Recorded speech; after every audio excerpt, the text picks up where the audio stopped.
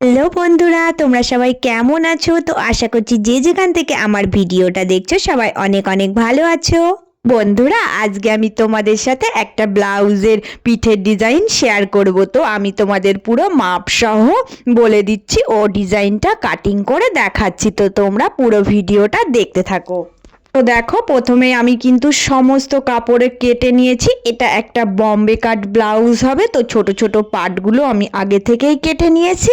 এবার আমি তোমাদেরকে এই পিঠের কাটিংটা করে দেখাবো। তো আজকে কিন্তু এটা একদম নর্মাল একটা গ্লাস হাতা বানাবো। তো কাটিংটা আমি আগে থেকেই করে নিয়েছি, এই কাটিংটা আর দেখালাম না। তো এইভাবে আমি দেখো দুটো গ্লাস হাতা কেটে নিয়েছি। তো সমস্ত কাটিং আমার রেডি হয়ে আছে। এইবার পিঠের ডিজাইনটা তোমাদের দেখিয়ে দিচ্ছি।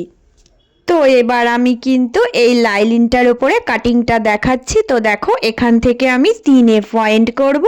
এবার এই দিকে কিন্তু আমি 3.5 একটা পয়েন্ট করব। আর দেখো, এই 3.5 থেকে কিন্তু আমি 1 ইঞ্চি ছেড়ে রাখবো, 1 ইঞ্চি ছেড়ে একটা পয়েন্ট করব। তো এই 3টে পয়েন্ট হয়ে যাওয়ার পরে নিচে চলে যাব। নিচে গিয়ে দেখো আমি 4.5 ইঞ্চি মতো ছেড়ে রাখছি। এইটুকু বাদ দিয়ে আমার পিঠ কাটিং হবে। এবার দেখো, এখান থেকে কিন্তু আমি মিডিলে একটা পয়েন্ট করব। তো মিডিলের দূরত্বটা আমি 4.5 ইঞ্চি মতো রাখছি। তো 4.5 থেকে এই দিকের মিডিল পয়েন্টটা 4.5, সেম মাঝামাঝি করে কিন্তু একটা পয়েন্ট বার করে নিতে হবে। এইভাবে কিন্তু আমি ফিতে দিয়ে দুই দিকে মাপ রেখে সমান করে একটা পয়েন্ট রাখবো। আর আমি দাগগুলো মিলিয়ে দিচ্ছি। দেখো, উপরের এই যে এখান থেকে এটা আমি হালকা রাউন্ড শেপ দিয়ে দিচ্ছি। আর দেখো, নিচের এটা কিন্তু এই কোনাকুনি বরাবর মেলাচ্ছি। মিলিয়ে কিন্তু এই রকম মানে একটা পয়েন্টের থেকে পয়েন্ট মিলে গেলে কিন্তু দেখো মোটামুটি ত্রিভুজাকৃতি, মানে এটা একটা বরফি স্টাইলের পিঠটা হবে। তো এইভাবে করে আমি পুরোটা এঁকে নিলাম। এইবার কাটিংটা করে তোমাদেরকে দেখাচ্ছি। তো দেখো কিভাবে কাটিংটা করছি। দাগে দাগে আমি কাটিংটা করে নেব। কাটিংটা করে নেওয়ার পর ডিজাইনটা কেমন আসবে সেটা আমি তোমাদেরকে দেখিয়ে দিচ্ছি। তো এই ডিজাইনটা বেশ খুব সুন্দর আসে। তো এইভাবে করে ডিজাইন তোমরা এঁকে নেবে। তো আজকে পরিষ্কার করে মাপগুলো আমি তোমাদের বলে দিলাম। এই মাপে যদি কাটিং করো তাহলে কিন্তু কোনো সমস্যা হবে না। তো এটা কিন্তু আমি একটা 32 সাইজ পিঠের কাটিং করছি। আর আমি কিন্তু এই যে এই লাইলিনটা বসিয়ে মেন ফেব্রিকটাও কেটে নেব। তো সেম ভাবে কিন্তু আমি মেন ফেব্রিকটা কেটে নেব।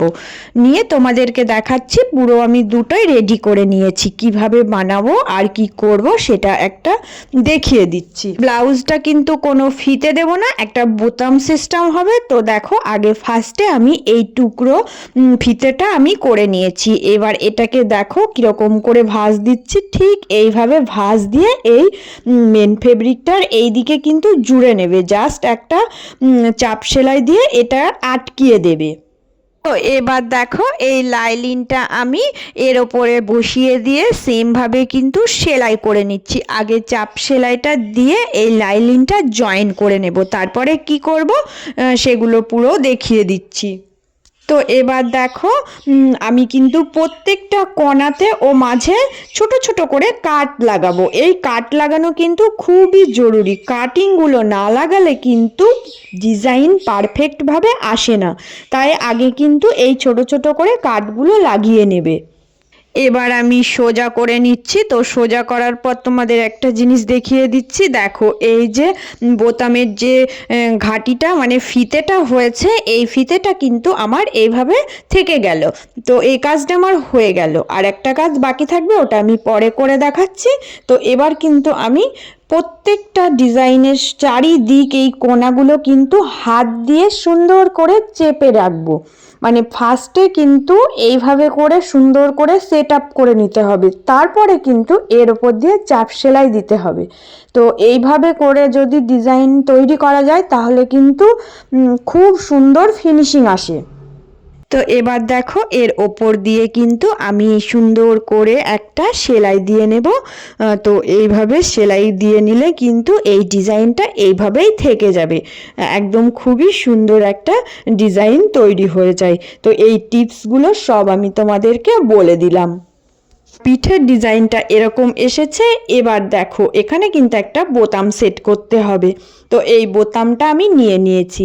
এবার এই কাপড়ের টুকরোটুকু কেটে নিয়েছি, গোল করে একটা টুকরো কাপড় কেটে নিয়ে ছুঁচার সুতো দিয়ে আমি দেখো এইভাবে করে সেলাই করে এই বোতামটা এর ভিতরে দিয়ে দিচ্ছি। দেওয়ার পরে দেখো এর যে এক্সট্রা কাপড়টা আছে এটা আমি কেটে বাদ দিয়ে দিচ্ছি। এইবার দেখো এইটা কিন্তু এই দিকে সেট করে দেব। তো এখানে সেট করে দিলে কিন্তু হয়ে যাচ্ছে। তো এখানে আমি সুতো দিয়ে সুন্দর করে সেলাই করে সেট আপ করে দেব। দেখো এবার আমি বোতামটা দেখাচ্ছি কতটা সুন্দর হয়েছে। তো এইভাবে করে সেট করে নিলেই কিন্তু হয়ে গেল এই পিঠের ডিজাইনটা। এটাও কিন্তু খুব সুন্দর লাগে। তো তোমরা কিন্তু এভাবেও ডিজাইন তৈরি করে নিতে পারো। আজকে আমি তোমাদের সাথে এইরকম একটা সিম্পল ডিজাইন শেয়ার করলাম। তো এই ডিজাইনটাও কিন্তু খুব সুন্দর লাগে।